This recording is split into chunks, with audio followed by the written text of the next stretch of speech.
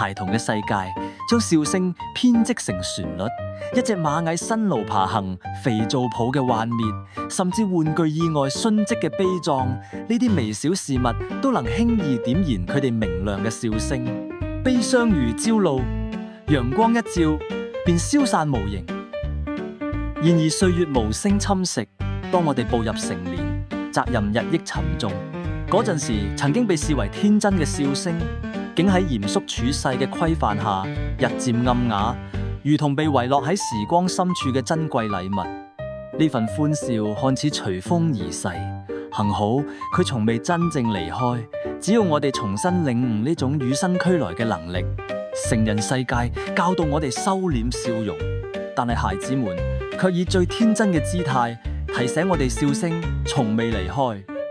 你有冇曾經諗過自己每日笑幾多次？醫學研究指出，笑嘅頻率同健康直接相關，笑越多越健康。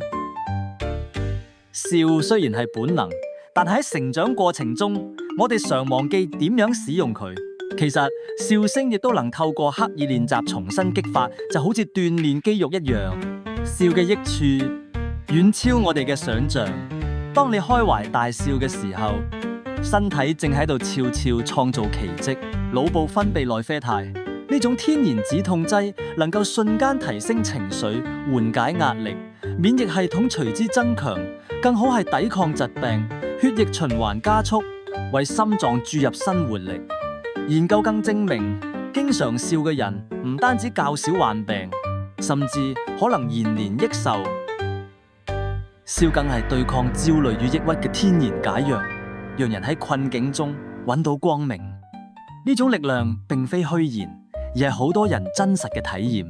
笑聲能化解尷尬，緩和衝突，連結人心，喺平凡生活中創造不平凡嘅喜悅。隨住社會進化過程，我哋學會咗各種笑、微笑、傻笑、苦笑、冷笑，但無論形式如何，笑嘅本質從未改變，係生命贈予我哋最珍貴嘅禮物，係通往快樂嘅密碼。讓我哋向孩子學習，重新領略笑嘅藝術，不必等待歡樂時刻，此刻就可以開始睇一部喜劇，與朋友分享笑話，甚至對鏡中嘅自己微笑。當笑聲再次響起，你會發現嗰份遺忘嘅笑聲喺心底再次甦醒，讓笑聲唔再係童年嘅回憶，而係每個日常嘅旋律。